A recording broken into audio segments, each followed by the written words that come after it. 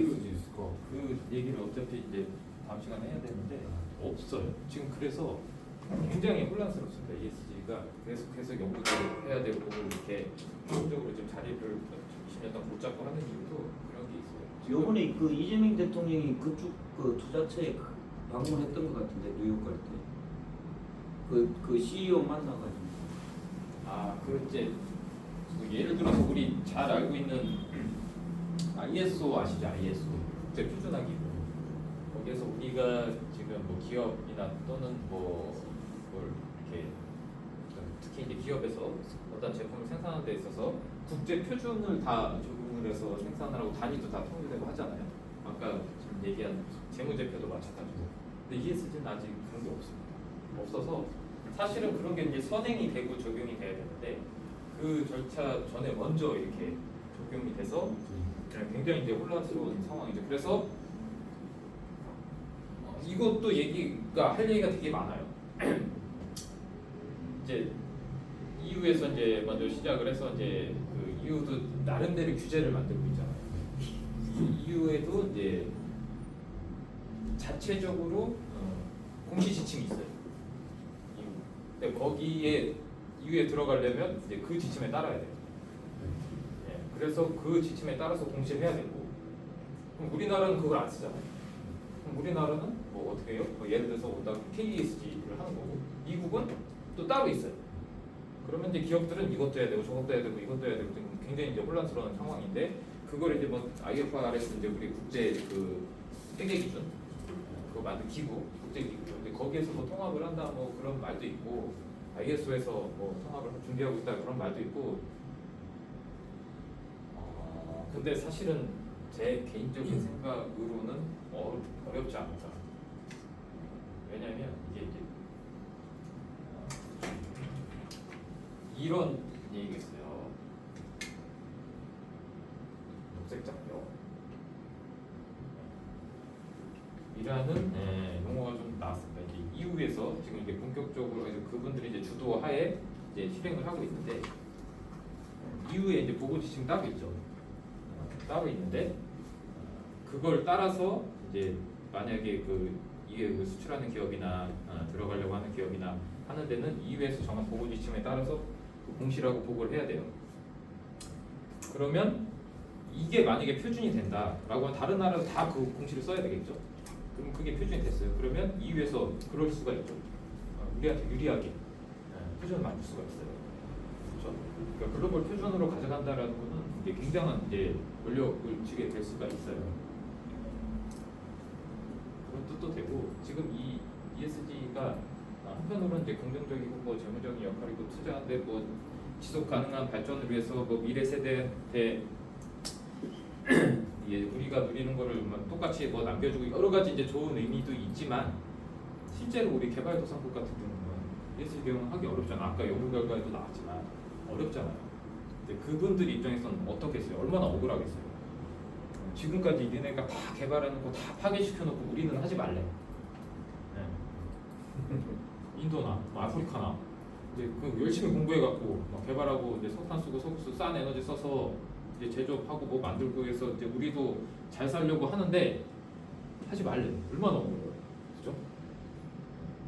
그러니까 또 그 개발도상국 같은 경우는 이런 또 규제가 생기면 그걸 충족하기 위해서 또 많은 자원을 쓰고 뭐 투자를 해야 되고 하면 또 개발이 늦어지게 되겠죠. 그러니까 또 여기에만 또 기득권이 생길 수 있는 그런 이제 글로벌적으로 이제 그런 문제도 지금 있긴 있습니다. 그래서 지금 말씀하신 이제 국제 컨트롤 타워나 그런 게 좀 굉장히 필요한 시기긴 한데 아직은 없다라는 게 지금 아쉽고, 근데 여전히 활발하게 이게 또 진행이 되고 있다라는 게 또 문제가 되기도 하고요.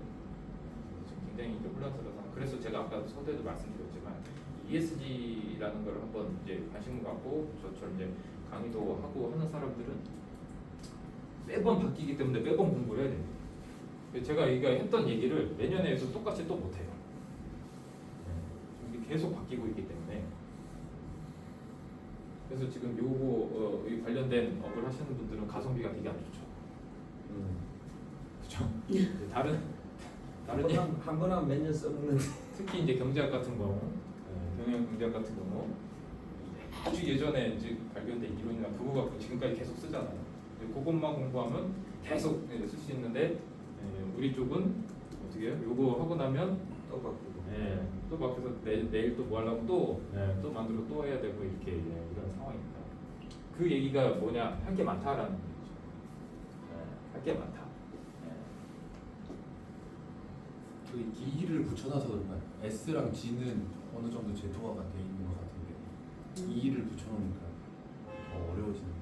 사실 상황일까요? 그렇지도 않죠. 그게 이제 우리나라 시각으로 봤을 때 약간 그런 생각을 할 수가 있어요. 근데 이제 ESG 같은 건 우리나라만 하는 거 아니고 우리나라는 되게 ESG에서 정말 힘없고 아무도 신경 안 쓰는 그런 나라예요. 근데 다른 나라들 보면은 S나 G가 훨씬 더 문제 같아요. 우리 ESG가 생긴 그 과정 중에 우리 SDGs, 뭐 MDGs 뭐 이런 얘기 들어보셨죠? 새천년 개발 목표 이후에서 정한 뭐 리우 원칙 뭐 이런 것들이 있어요. 이 발전 과정 중에 첫 시간에 아마 간단하게 이제 설명드렸을 건데 인류가 뭐 앞으로 한 15년간 뭐 달성해야 될 목표 7가지 목표 해가지고 뭐 기아 빈곤 퇴치 뭐 이렇게 뭐 병 퇴치 뭐 이런 것들이 있어요. 근데 보면 뭐 아동 인권 뭐 이런 내용도 다루고 할례제 뭐 이런 것도 다루는데 우리나라는 상당히 없죠. 그렇기 때문에 뭐 S나 G 쪽도 굉장히 많이 해당이 됩니다. 우리나라는 상대적으로 그런 데서 조금 더 잘 갖춰져 있는 것 같아요. 오히려 환경은 뭔가 정량적으로 볼 결과물 보기가 되게 쉬워요. 근데 SG는 진짜 어려워요. 맞아요. 정확하게 말씀하신 게 환경은 사실 내가 투자만 하면 돼요. 투자만 하면 결과를 받을 수 있는 게 상대적으로 좀 쉽긴 해요. 뭔가 수치화할 수 있고 지표화할 수 있고 SG 어떻게 할 거냐. 그 비재무제표로 이제 공시를 해야 되는데 그거 어떻게 할 거냐 참 이번에 문제가 심각하죠. 근데 하긴 해야 되고 그래서 굉장히 혼란스러운 상황이고 그게 지금 딱 요 상황이고 그래서 우리가 그쪽으로 이제 할 게 되게 많을 것 같다. 라는 게 이제 제 생각이고 뭔가 계속 변화가 된다라는 건 할 게 많다. 이러다 갑자기 뭔가 이제 규제가 생기잖아요. 갑자기 뭔가 규제가 생겨요. 그러면 그거 기업이 대응해야 되잖아요. 그럼 그게 또 우리 할 일이 되는 거죠. 그 경영이나 경제나 뭐 이미 이제 정립이 돼 있는 데는 그렇게 뭐 할 게 섭섭하게 들릴지 모르겠지만 상대적으로 여기보다 좀 적을 수는 있어요. 그리고 그런 데는 이미 할 수 있는 사람들이 기득권들이 있다. 제 생각입니다. 근데 이게 지금 새로 변하고 막 이런 것들은 우리가 지금 학습을 하면 바로 쓸 수 있고 이전에 없었던 것들이기 때문에 기득권이 없는 거죠. 제 생각이에요. 오해하지 말고 들어주시면 될 것 같아요. 그래서 이제 그 2000년대부터 지금 20년대까지 그 연구 동향에 대해서 좀 살펴봤는데 지금 이제 학문적으로 좀 체계화가 돼가고 있어요. 이제 제모 성과 쪽에 연구를 했다가 그 뒤로 연구 그 범위가 굉장히 확산이 됐죠. 경영, 경제, 뭐 환경, 법학 이쪽으로 확산이 됐고 이제는 독립적인 학문으로 조금 발전할 가능성이 좀 있다라고 이제 판단이 되는 상황이에요. 그래서 관련 연구 이제 해외 연구긴 한데 이것도 제가 올려놨습니다. 여기다 올려놨고 한번 보시면 돼요. 저도 영어를 못해서 프로젝트. 그렇죠. 분명히 도움을 받아서 번역을 해서 봤습니다. 참 일하기 되게 편한 세상인 것 같아요. 옛날에는 그거를 딱 보고 다 사전을 찾아서 어떻게 했을까? 저는 뭐 아시다시피 이제 소개를 드렸다시피 전국을 운전을 해서 다니는데 심각하게 길칩니다. 그러니까 내비게이션이 없으면 저는 일을 못해요. 일하기 좋은 거의 뭐 장애를 극복한 그런 어느 정도 길치냐면 제가 예전에 10년간 다닌 직장이 있어요. 제조업에서 다녔었는데 거길 퇴사하고 일주일 있다 거길 갈 일이 있었는데 내비게이션 키우고 왔어요. 못 찾아서. 그 정도로 이게 방향 감각이 특히 이런데 건물 안에 딱 들어오면 이게 왼쪽 오른쪽 이게 구분이 안 되더라고. 방향 감각 자체가 없어서. 그래서 저 같은 경우에서 어디 위치를 찾을 때 그 랜드마크나 이런 건물이나 특이한 간판이나 이런 거 바로 찾아가요. 좌회전 우회전 이거 몰라서. 운전할 때 옆에서 좌회전해야지 그러면 이쪽으로 가야 되는데 이쪽으로 가야 되는데 잠깐 생각해야 돼요. 그러니까 방향 감각이 없어서 쓸데없는 얘기 한거 같네요. 하여튼 되게 좋은 세상이다. 우리가 영어로 된 언어의 논문 그런 것도 충분히 이제 참고할 수 있다. 일하기 좋은 환경이다. 여기서 보면 프리즘 바탕 나해가지고 연구했는데 ESG 이제 하나의 이제 기업의 성장의 핵심 경영 전략으로 이제 자리를 잡고 있다라고 얘기를 하고 있고, 그리고 이제 실증, 뭐 사례, 정책적 논의가 이루어진 이제 융합 학문이다. 그래서 지금 ESG 관련된 그 교육을 하고 강의를 하는 학교만 보더라도 여러 과에서 다 해요. 경영학과에서도 ESG 가르치고, 환경공학에서도 ESG 가르치고, 법학과에서도 가르치고, 융합이라고 하죠. 다 가르칩니다. 그래서 융합 학문의 영역으로 지금 자리를 잡았고 이미, 그래서 이제 독립적으로 이제 ESG 학 뭐 이렇게 생길 수 있는 그런 이제 가능성이 보이고 있다. 그리고 이제 그 중소기업이나 환경 쪽에는 이제 새로운 연구가 아직은 부족하니까 그런 부분이 좀 보완이 되면 이제 확장되지 않을까 라는 이제 의견을 다루고 있습니다. 여기에서 지금 보면은 이제 2025년 올해 한 3,000개 논문이 나올 거로 예상을 하고 있어요. 굉장히 많은 수죠. 그 결과가. 우리도 여기에 한두 편은 기여해야 되잖아요. 우리가 해서 이거 한 3,000 채워줘야 되잖아요.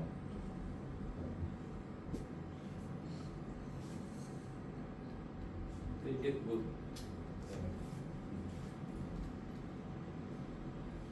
그리고 이제 선진국 쪽에 이제 집중이 됐는데 지금 이제 최근에 우리가 이 2010년도 때 효과가 없었다라고 했던 이런 쪽에 이제 연구가 조금 더 확대가 되고 있습니다.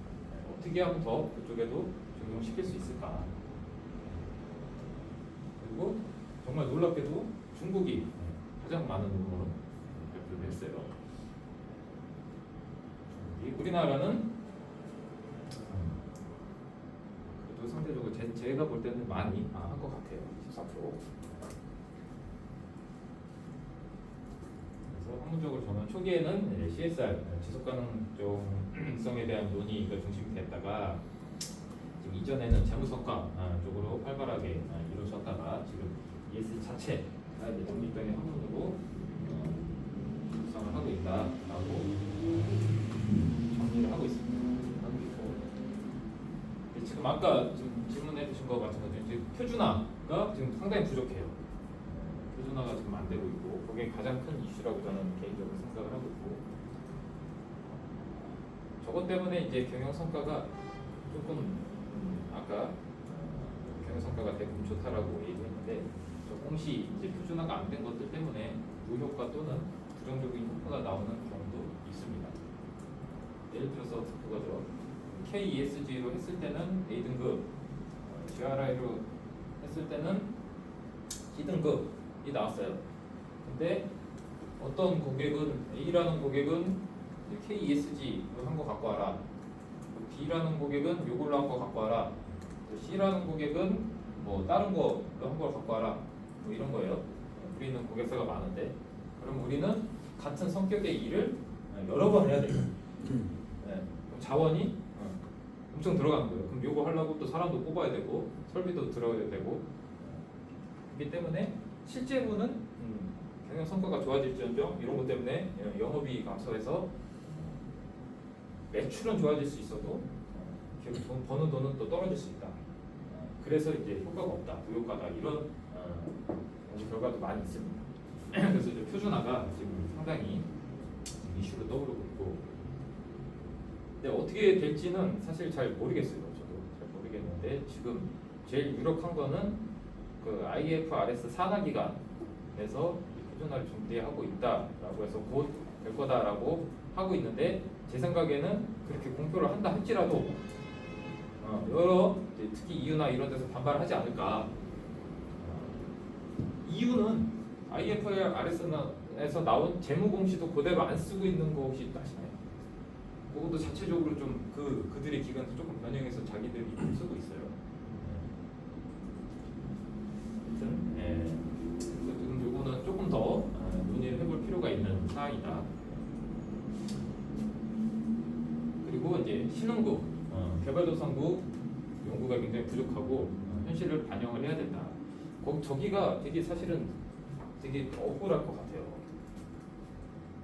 지금 사실 이제 개발도상국 같은 경우는, 특히 나이지리아 같은 경우는 매년 홍수로 엄청난 피해를 보고 있는 나라거든요. 홍수로 매년 엄청난 피해를 보고 있는 나라인데, 지금 이제 기후가 많이 바뀌고 있잖아요. 기후 변화로 인해서 나이지리아 같은 경우는 홍수 피해가 매번 커져요. 매년.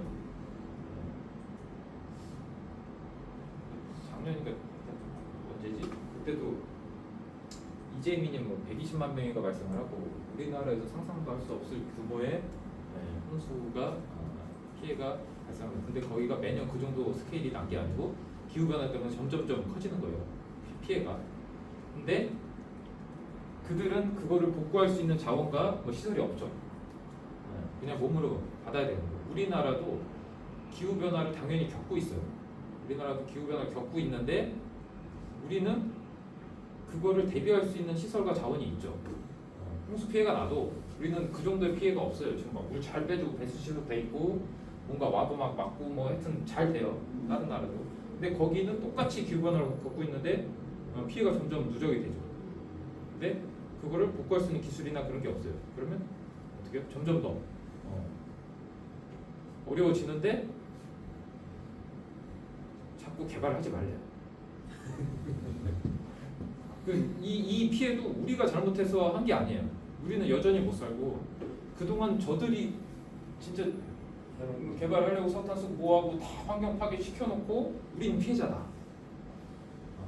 이런 이제 노조가 있습니다. 근데 왜 우리 뭐 하지 말래? 니네가 다 망쳐놓고 이렇게 얘기를 하는 거죠. 굉장히 억울하겠죠. 억울하죠. 어떻게 생각하십니까? 내가 나이지리아였다. 그죠? 근데 그런 거는 조금 예의적으로 조금 해줘야 되지 않나요? 그래서 이제 그런 것들을 이제 보존하기 위해서 국제기구에서 손실과 피해 기금인가? 손실과 피해 기금이라는 이제 이니셔티브 그런 단체를 설립을 해서 잘 사는 나라에서 돈을 좀 걷어서 그렇게 피해가 가는 국가들한테 지원을 해주자라는 명목의 그 기구를 만들었는데, 사실은 창립 의도하고는 다르게 지금 그렇게 잘 활발히 보존이 되지는 않습니다. 지원이 된 적이 있는데 그마저도 이제 대출의 형태로 지원이 됐다라고 알고 있어요.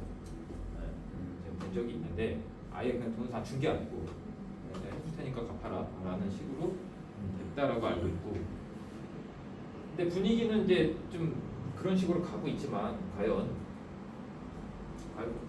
우리를 포함해서 경제 대국 이렇게 인도적인 차원에서 도움을 줄까? 약간 의문이 들고 있어요. 한간에는 이제 그쪽 그런 데서는 계속 주장을 하고 있는 거죠.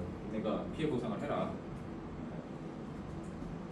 그리고 뭐 횡재세 뭐 이런 얘기도 하고 있어요. 횡재세라는 거는 의도치 않게 이게 수익을 얻었을 때 세금을 내는 거죠. 우리 복권처럼 이제 그 동안에 개발을 열심히 해서 잘 산 나라들이 그런 횡재세 같은 걸 부과해서 우리를 좀 보존을 해줘야 되지 않겠느냐라고 이제 주장을 하는 부분도 있습니다. 그런 부분에서도 현실이 좀 반영이 돼야 되고 좀 연구가 좀 이루어져야 된다라는 게 지금 현실입니다. 그리고 이론적으로 굉장히 이제 분산돼 있고 다양한 프레임워크 이제 틀이 있으나 통합 부족, 즉 아까 얘기했던 표준화가 지금 상당히 부족하다라는 거고. 우리나라뿐만 아니라 다른 나라에서도 마찬가지, 국외에서도 중소기업 연구는 상당히 이제 부재해요. 많이 지금 부족한 상태입니다. 그래서 향후에 표준화가 돼야 되고, 그리고 이제 디지털 기술, AI 지금 쓰고 있죠. 그래서 블록체인 기술로 ESG 성과를 분석을 해야 되고, 그리고 요거 이해관계 참여와 그린워싱 문제. 이 그린워싱 한 번씩은 다 들어보셨죠? 그린워싱이 뭐죠? 그린워싱이 쉽게 얘기하면 거짓말하는 거죠. 표현이 좀 그랬네. 내가 안 했는데 잘한 것처럼. 또는 내가 못했는데 알리지 않는 것. 그런 거 이제 그린워싱이라고 해요. 왜 이런 게 왜 생겼느냐? 표준화가 안 됐기 때문이에요. 공시를 하는데 표준이 없으니까, 표준이 있으면 뭐 1번부터 100개까지 다 공시를 해라 이렇게 하면 되는데, 그게 없으니까 1번부터 100개까지 중에 우리는 잘한 70개만 이렇게 얘기를 하는 거죠. 또는 잘 못했지만 어차피 내가 했다라고 내가 쓰는 거잖아요. 내가 했다라고 내가 쓰는 거기 때문에 잘 못했지만 잘한 것처럼 이렇게 쓰는 거예요. 그래서 공시를 해버리면 투자자들은 그 공시 데이터만 보겠죠. 그러면 이제 그것만 믿고 투자를 했다가 이제 잘못된 판단을 할 수가 있는 거예요. 그 워싱에 대해서는 우리가 이제 다음 시간에 제가 이제 이 관련된 논문도 좀 제공을 해드리고, 이거에 대해서 좀 한번 얘기해볼 필요가 좀 있을 것 같아요. 이게 이제 향후 연구 방안도 요 문제는 좀 심각하게 좀 다뤄줘야 된다. 그리고 이제 ESG는 이제 뭐 양적으로 질적으로나 빠르게 지금 연구가 진행되고 있고, 이게 제일 문제예요. 중소기업 또는 소외계층 이런 데서 지금 한계가 존재하고, 이제 향후에 심각한 성격으로 이제 발전할 가능성이 있다. 그래서 이게 지금까지 제가 정리한 내용입니다. 이게 이렇게 이론적으로 이렇게 딱 구분이 되어 있다 이런 건 아니에요. 그냥 제가 그 연구 결과나 이런 걸 봤을 때 통상적으로 요 정도 수준으로 지금 정리가 돼 있다. 2000년대는 이제 ESG라는 게 생겨서 이제 실무 프레임워크들이 생겨났고, 왜 실무 프레임워크가 왜 생겼느냐? 이제 투자를 받아야 되는데 ESG 공시를 해야 되는데, 그러려면 실무적으로 데이터가 필요하니까 그런 틀이 생긴 거예요. 그리고 그와 관련해서 정말 이거 하면 돈이 벌리냐, 기업이 정말 해야 되냐라고 해서 연구가 됐고, 그 연구 주제가 이제 확산이 됐고, 그러다 보니까 이게 정말 필요한 거다. 이게 한번 반짝하고 지나갈 게 아니다라고 하니까 이제 교육도 실행이 되고, 이제 제도적으로 뭔가 발전이 되고 한 거고, 지금은 현재는 이제 학문적으로 이제 체계화가 돼가고 있다라고 제가 정리를 한번 해봤습니다.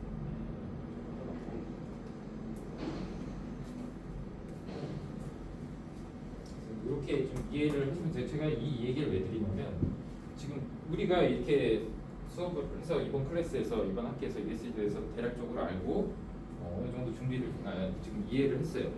근데 조금 제가 이 정리를 왜 해드렸냐면, 끝난 게 아니잖아요. 계속 변하고 있잖아요. 그렇기 때문에 이거 끝나고 나서도 계속 보셔야 된다. 변하고 있다라는 거를 검증을 해드리려고 정리를 한 거예요. 제 얘기가 아닙니다. 제가 변하고 있다라고 주장하는 게 아니에요. 이렇게 여러 훌륭하신 분들이 다 정리를 해주셨어요. 이렇게 변하고 있다. 그래서 우리 할 일도 찾아주셨어요. 그래서 우리가 보고 하면 됩니다. 여기에서 이제 비즈니스 모델을 찾을 수도 있어요. 중소기업들 좀 미약하니까 이제 그 얘기 지난주에 혹시 들었나요? 중소기업 우리 고객께서 지속 가능 경영 ESG 하기 위해서 어디 체크시트 줬는데 그 얘기 안 했나요? 그 지난주에 중소기업 컨설팅 갔었는데 문의가 와서 이제 제가 방문을 했어요. 봤더니 거기가 이제 5명 있는 회사예요. 5명 있는 회사인데 대표님 계시고 격리하신 분 계시고 이제 3명이 생산하시는 그 고객사 상위 고객사로부터 유저로부터 이제 ESG 해야 되니까 요거 준비해 주세요라고 하고 요구사항을 받았어요. 받아서 보니까 요구사항이 300가지가 넘어요. 직원이 대표님, 경리, 작업자 3분인데 근데 그 유저가 이 협력사의 상황을 모를까요? 나는 그게 너무 궁금해요. 상황을 그거를 알고 줬을까요? 모르고 줬을까요? 알고는 있겠죠. 당연히 알죠. 아는데 주면 그것도 ESG S S에서 좀 그분들이 저기 뭐야 쉽게 얘기해서 잘 준수를 이행을 하지 못하고 있다라고 볼 수가 있습니다. 또 무리함을 요구하잖아요. 또. 그래서 제가 봤더니 막 그걸 이제 문서를 만드시는 사람 한 명인데 무슨 저기 뭐 환경 뭐 온실가스도 측정해야 되고 탄소 발자국 해야 되고 인권 뭐 조례 만들어야 되고 뭐 준법 경영 시스템 뭐 수립을 해야 되고 막 지금 이런 상황이에요. 기업들이 얼마나 중소기업들 얼마나 힘들겠어요. 그래서 그거 우리 못하겠습니다 하면 그러면 다른 업체 찾겠습니다 이렇게 되는 거겠죠. 지금 진짜 실제로 그렇지 않겠어요? 우리 대기업이니까 우리 협력사들한테 그러면 안 돼요. 영업이라. 그렇게 요구를 하고 있어요. 되게 혼란스러운 상황인 것 같고 내년쯤 되면 아마 내년에는 우리가 이제 코스피 2조 이상 기업이 의무 공시하게 돼 있잖아요. 그러면 이제 이런 요구사항들이 더 중소기업들한테 많이 갈 거란 말이에요. 그러면 이제 새로운 이제 비즈니스 모델이 나올 수도 있고 또 내가 그런 기업에 있다라고 하면 우리 자체적으로 준비를 또 하셔야 되겠죠.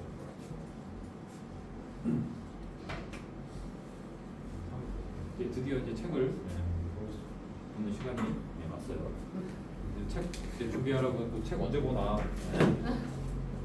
이거 책은 어렵지 않기 때문에 금방 봅니다. 금방 볼 거라. 제가 뭐 이렇게 같이 이렇게 쭉 읽어볼 건 아니고 제가 대략적으로 읽으면서 이제 한 번쯤은 짚고 넘어가야 되겠다라고 하는 거를 이렇게 정리를 해왔어요. 그래서 사전에 읽어보시고 오면 이제 같이 얘기할 거리가 많을 것 같고 안 읽고 바쁘셔서 읽지 못하고 오셨다 책이 없다 상관없습니다. 이제 서론 중에 보면 애플이 2021년 얼마 안 됐죠. 중대 발표를 합니다. 21년에 보통은 이제 이제 발표가 있기 전에 책에서도 나오지만 애플카 뭐 이런 얘기들도 많이 하고 굉장히 이제 신년에 발표하는 내용들은 뭐예요? 기업들이 우리 1년 먹거리를 발표합니다. 우리가 지금 올해 이런 기술들이 이거 할 거고, 그러니까 니네 이제 돈 쓸 준비해. 뭐 이런 걸 발표하죠, 그렇죠? 거의 대부분. 근데 그렇게 이제 사람들이 기대를 하고 있는데 애플이 어떤 발표를 하냐? 우리 돈 쓸 준비 이게 지갑 딱 충전하고 있는데 1억 달러 규모의 인종차별 방지 이니셔티브 프로젝트를 운영하겠다라고 발표를 합니다. 이거 왜 했을까요? 보통 신년 발표할 때 어떤 목적으로 합니까? 우리가 올해 이거 갖고 돈을 얼마나 벌겠다라는 목적으로 발표를 하잖아요. 근데 왜 거기다 이거를 발표했을까요? 신년에 발표하는 기업들이 신년에 발표하는 거기에 목적이 우리가 이거 갖고 돈 벌겠다라는 거예요. 그럼 애플은 우리가 이거 갖고 돈 벌겠다라는 목표를 발표를 했겠죠. 그렇죠? 이니셔티브 우리가 운영할 거다. 그러면 뭐예요? 이게 의외적으로 투자자들한테 투자들 많이 해줘라 라고 할 수도 있어요. 또는 소비자들한테, 고객들한테 우리가 이런 기업이에요. 우리가 착하니까 우리 것도 많이 사주세요. 그런 의도가 있었어요. 그러니까 어떠한 기술을 발표하는 것보다 더 효과적이라고 판단을 했기 때문에 그러한 내용을 발표를 했겠죠. 그러니까 지금 제가 지난주에도 한번 말씀드렸을 건데 지금 기업들이 광고할 때 어떻게 해요? 우리 제품 쌉니다. 우리 제품 좋습니다. 튼튼합니다. 이렇게 광고 안 하죠. 뭘 만들었는지는 모르겠어요. 뭘 만들었는지는 모르겠는데 우리는 착한 기업이에요. 우리는 깨끗한 기업이에요. 이렇게 광고하잖아요. 근데 뭘 만들었는지는 잘 모르겠어요. 그냥 브랜드만 광고하는 거예요. 그런 지금 트렌드가 이어지고 근데 그들이 왜 그렇게 하겠냐? 그 광고하는데 돈 얼마나 들어? 엄청 많이 들죠. 그래서 왜 그렇게 하겠냐? 그게 검증이 됐기 때문에 그렇게 해야 돈을 많이 번다라는 게 검증이 됐기 때문에 지금 광고 기법이나 이렇게 기업들이 전략을 짜는 게 바뀌었다. 그래서 이제 경영 전략을 이렇게 짠 거예요. 이 이니셔티브는 그거예요. 그냥 뭐 우리나라로 따지면 뭐 협회, 단체 이런 거예요. 그러니까 뭐 인종차별 방지 협회 이런 거 만들어서 운영하겠다. 그렇게 대단한 거 아닙니다. 뭐 기술이 들어가고 그런 거 아니에요. 근데 시장은 애플카, 애플워치 같은 혁신 기술이 굉장히 기대를 했는데 그런 게 안 나오고 애플은 사회적인 이슈 인종차별 대응 이때 인종차별 특히나 미국은 우리나라하고 다르게 인종차별에 대해서 굉장히 민감합니다. 굉장히 큰 이슈고 그렇죠? 거기 인종이 완전히 구분돼 있잖아. 그래서 가장 이슈가 되는 거를 이제 다루겠다. 그 이슈로 우리가 사회적 문제를 책임을 좀 해결해 보겠다라는 걸 이제 램프하고 있죠. 그래서 이거는 이제 단기적 매출 성장보다는 장기적으로 우리 이미지 기업의 이미지를 좋게 만들어서 투자도 받고 고객한테 신뢰도 얻고 그렇게 돼서 저거 인권을 다뤄서 이게 ESG죠. 요거예요. 요걸 해서 기업 이미지를 좋게 해서 신뢰를 쌓아서 경영 성과로 만들겠다. 조사엔 이런 메커니즘이 있는 거죠. 요 메커니즘이 연구 결과로 다 검증이 된 거예요. 그렇기 때문에 그런 연구 결과를 보고 애플에서 이런 전략을 짠 거죠. 우리가 이제는 바짝 개발해서 1년에 기술 하나 개발해서 올해 돈 벌고 끝 이게 아니고 우리 기술 개발은 당연히 하는 거고 지속적으로 하는 거고 그것보다 기술로 충족할 수 없는 그런 이미지 신뢰를 써서 장기적으로 계속해서 우리 제품 사기끔 만들자라는 전략을 우선시해서 이런 초부정 발표를 한 겁니다. 근데 애플뿐만 아니고 마이크로소프트, 아마존, 뭐 우리가 구글 뭐 다 아는 기업들이 이때부터 다 이런 형태로 발표를 하게 돼요. 소비자들은 많이 이제 또 실망을 할 수도 있죠. 뭐가 새로 나오나 이런 것들 내가 좀 찾아봐야 되고 기업의 이제 경영 전략이 좀 바뀌었다. 그래서 이제 책에도 나오는데 과거에는 우리가 가치, 혁신, 기술만 좋고 싸게 만들고 그 만드는 과정에 대해서 쳐다보지 않았어요. 만드는 과정이 얼마나 지저분하고 온실가스가 많이 나오고 더럽게 만들고 그 만드는 과정 중에 아동 노동도 들어가고 이런 거 신경 안 썼습니다. 그냥 좋은 지금 애플이나 이런 데도 보면 아동 노동 이런 거로 다 한 번씩 다 고소당하고 다 문제가 있었어 다. 그래서 사회적 책임도 지고 뭐 여러 가지 문제들이 있었습니다. 미국 기업들은 다 그래요. 다 그런 건 아니지만 거의 대부분 그런 이슈는 다 그렇죠. 근데 그런 게 발생하면 어떻게 돼요? 제품이 아무리 좋아도 이제는 안 사요. 네, 맞죠. 이제 정확하게. 불매운동. 소비자들이 이제 되게 똑똑해졌습니다. 우리나라뿐만 아니고 나이키를 예로 들면 나이키가 거의 이제 창업을 해서 적자 없이 계속 성장했잖아요. 끊임없이 성장을 하다가 90년대 말인가 2000년 초반인가 사건이 하나 있었어요. 뭐냐면 그 제품을 잘못 만들고 뭐 품질이 안 좋고 이게 아니에요. 제품 너무나 좋고 품질도 좋고 다 좋은데 가격도 싸고 다 좋은데 사진이 한 장이 나갑니다. 그게 뭐냐? 아주 어린 아이가 어린 아이가 제조공장. 예, 그 고사리 손으로 나이키 공을 만들고 있는 거예요. 그 사진이 한 장 나가요. 그러면서 이제 아동 노동, 아동 인권에 대한 이슈가 굉장히 퍼지게 되죠. 그거 하나 때문에 나이키가 창사 이래 적자를 만나게 됩니다. 왜 나이키 말고 많아요. 지금 아디다스 우리 쓰면 돼요. 아식스 가면 되고 많잖아요. 그러니까 소비자들이 굳이 야 그 애들 그렇게 해갖고 아동 노동 쓰면 싸잖아요. 그렇죠? 성인 애들 지금 뭐한 3분의 1, 2분의 1도 안 돼요. 경기가 착취도 할 수 있고 밥만 먹여주면 되고 그러니까 소비자들이 이제 불매운동 하죠. 전 세계적으로.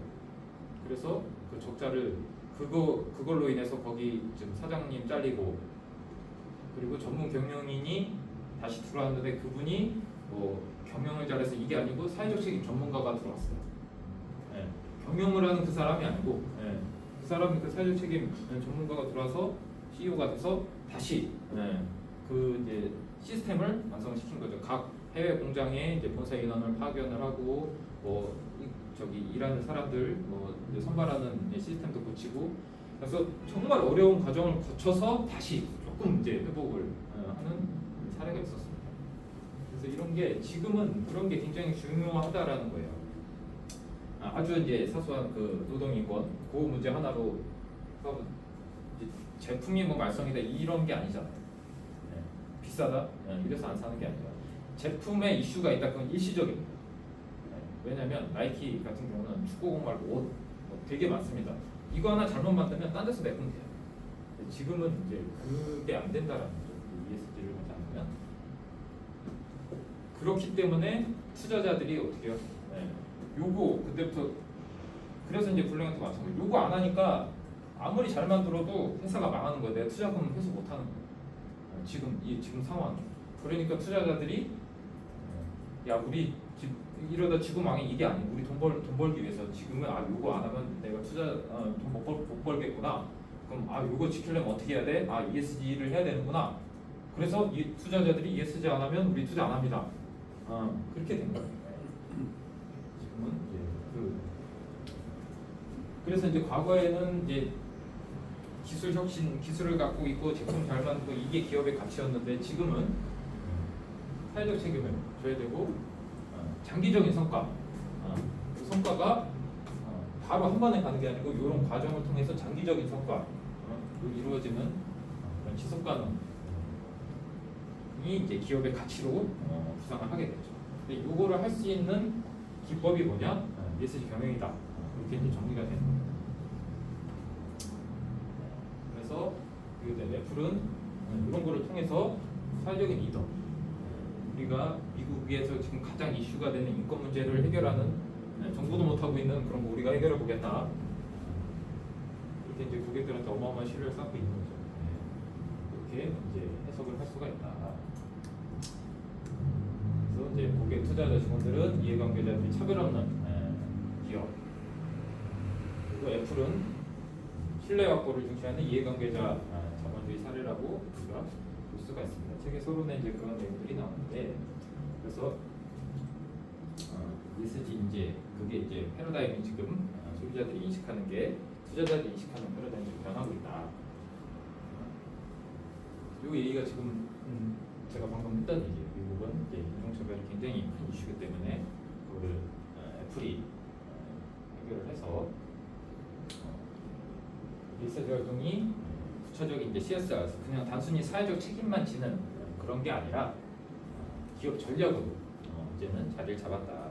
예전 같은 경우는 기업이 돈 벌어서 그냥 사회적 책임지고 그게 기업의 가치로 연결되는 그런 형태가 아니었고 ESG는 그게 즉각적으로 기업 가치로 이제 반영이 될 수가 있다라고 보시면 될 것 같습니다.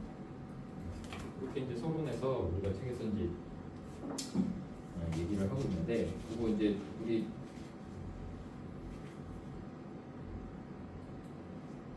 연예인들이 책 읽기 어려우실까봐 제가 내용을 이렇게 정리를 하고 다들 바쁘시니까 교수님 이게 ESG가 외부 활동 관점에서는 이제 그럴 것 같은데 저희 실무나 내부 활동에서는 아직도 기술이 먼저냐 막 이런 그쵸. 경영이 먼저냐 이 얘기를 계속 하고 있거든요. 그렇죠. 네. 그런 이게 게, 외부 내부를 가르기가 좀 애매해요. 네.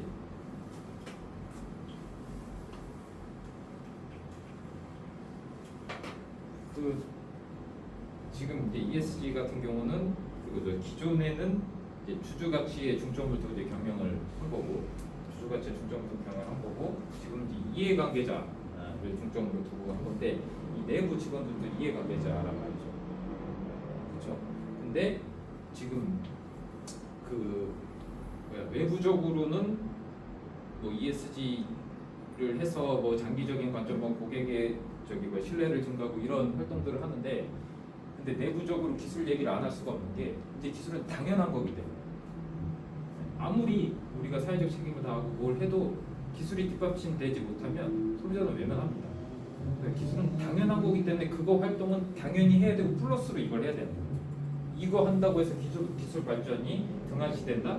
네, 그건 아니죠. 지속 가능한 발전이라는 거예요. 발전은 유지가 되되 이거 플러스로 해야 된다. 그러니까 지금 하시는 일에서는 크게 변화가 없을 거다. 더 열심히 기술 발전을 하는데 그 발전하는 과정이 그 과정을 들여다보면 깨끗해야 된다. 발전하는 과정에서 탄소가 없어야 되고 뭔가 인권이 보장돼야 되고 경영의 투명성이 보장이 되고 좋은 결과물이 나와야 된다. 근데 여기 A사도 그렇고 B사도 그렇고 결과물은 똑같아요. 결과물은 똑같은데 이 비재무 공시를 보니까 여기가 더 깨끗해. 그러면 이제 일로 장기적으로는 일로 이제 사람들이 쏠린다. 라는 게 이제 설명을 하고 있는 거죠. 이거 ESG 한다고 해서 지금 보면은 우리 본연의 업무를 제치고 환경 생각하고 이게 인권만 보장하고 투명하게 경영하고 나면 안 되죠. 그래서 이제 그렇게 오해를 할 수도 있어요. 당연한 결과입니다. 그래서 중소기업들이 그래서 힘든다는 게 이거는 우리가 안 하던 일이에요. 부수적인 일. 그러면 새로운 인력들이 들어오거나 아니면 교육을 받아서 해야 되는데 중소기업들은 그럴 만한 자원이 없죠. 사람을 뽑기가 얼마나 힘드니까. 그렇죠. 그리고 얘는 생산 3명이 하는데 이 사람 2명 교육 보내면 어떻게 해요? 회사. 그래서 이제 좀 어려운 부분이 있어요.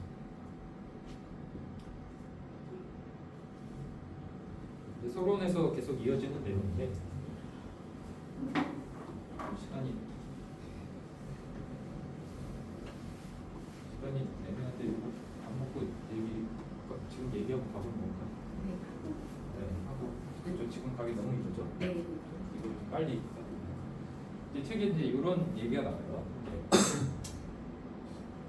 서론에 나오는 착한 기업의 투자가 각광을 받고 기업 입장에서는 ESG에 부응할 수밖에 없는 환경이 만들어졌다라고 이제 저자는 얘기하고 있습니다. 근데 저는 저 얘기가 맞나 이제 궁금한 거죠.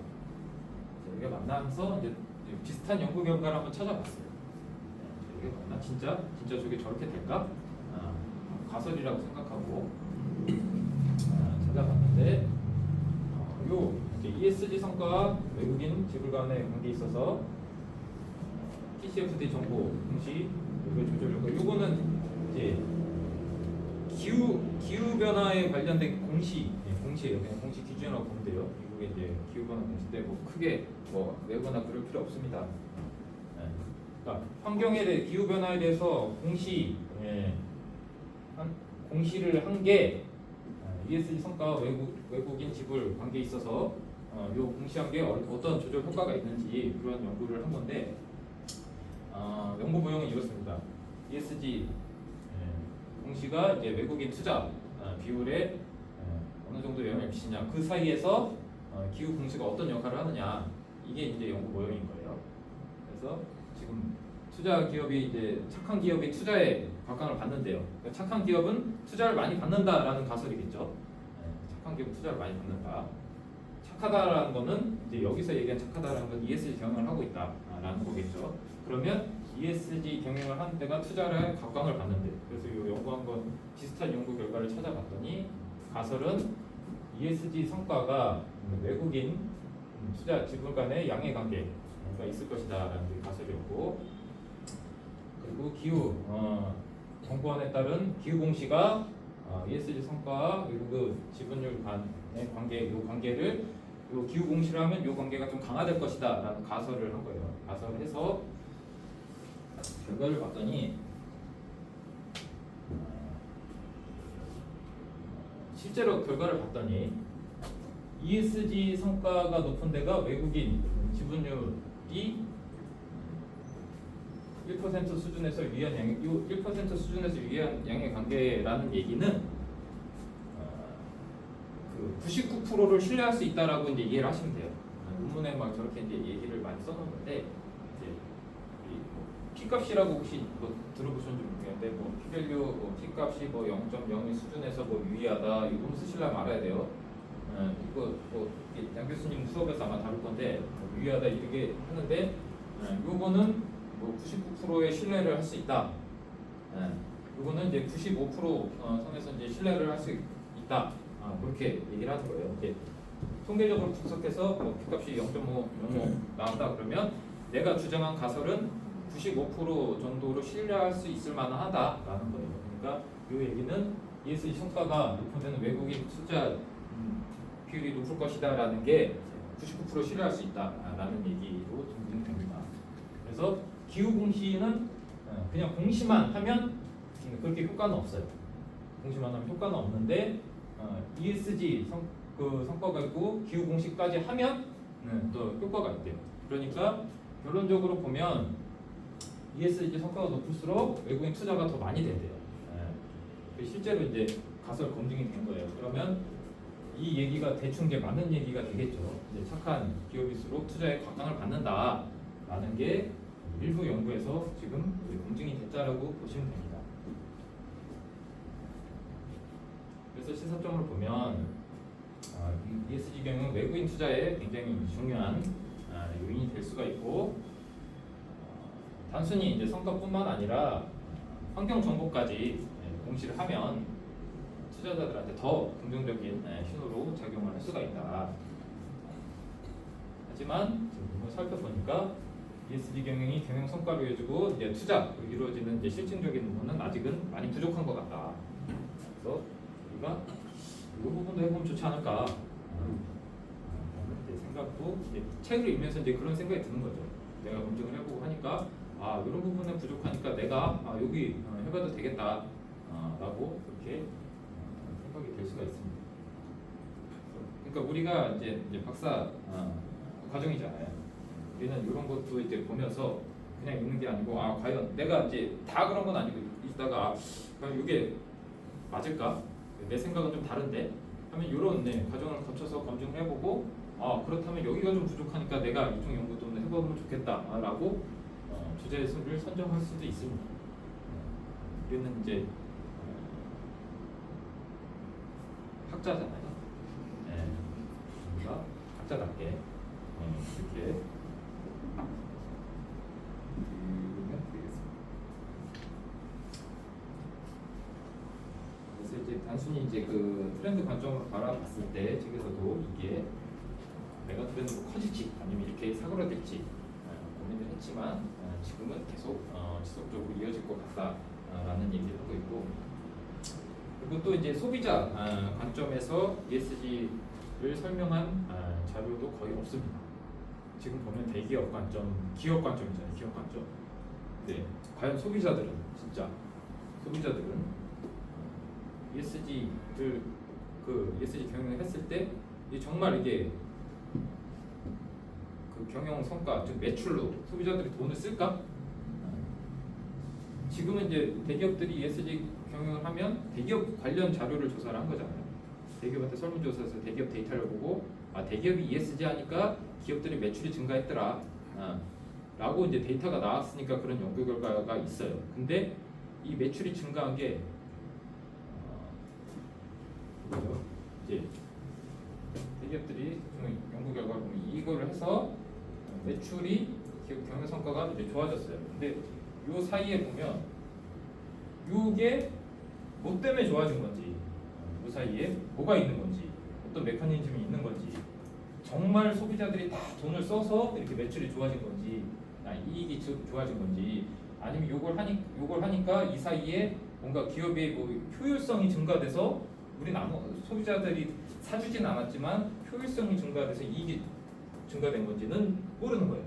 그러니까 요 사이에 진짜 이걸 하면 소비자가 진짜 그 ESG 경영으로는 소비를 많이 늘리는지에 대한 연구가 많이 부족하다. 그러면 어떻게 해서 소비자를 대상으로 설문조사 해야 되겠죠. 데이터를 수집하고 그 어떻게 해요? 그 ESG 기업이 ESG 하니까 사줄만 하세요? 이렇게 다 데이터를 모아서 이제 연구를 해야 되는 거죠. 그런 연구가 조금 사실 좀 부족하다. 그래서 지금 아마 그런 연구도 지금은 많이 나와 있을 거예요. 나와 있을 거고 이 책이 써진 지는 이게 21년에 한번 써지고 23년에 한번 개정이 됐어요. 2년이 지났죠. 그러니까 많은 변화가 있기 때문에 얘기를 하고 있습니다. 지금 최근에는 이제 기업이 아까도 나이키 관점에서도 얘기를 했지만 이게 경영을 잘한다, 제품을 잘 만든다 이게 아니고 환경적인 사고나 인권 문제나 경영진들이 법을 준수하지 못했다 이렇게 되면 제품의 질과 가격과는 상관없이 아까 우리 원님께서 말씀해주신 불매운동 소비자들이 이제 가치관이 변했어요. 이제 가치 소비를 하는 세대란 말이죠. 그렇기 때문에 굉장히 좀 어려워질 수가 있다. 이 가치 소비에 대해서는 다음 시간에 제가 얘기를 하겠습니다. 식사하고 와서. 혹시 질문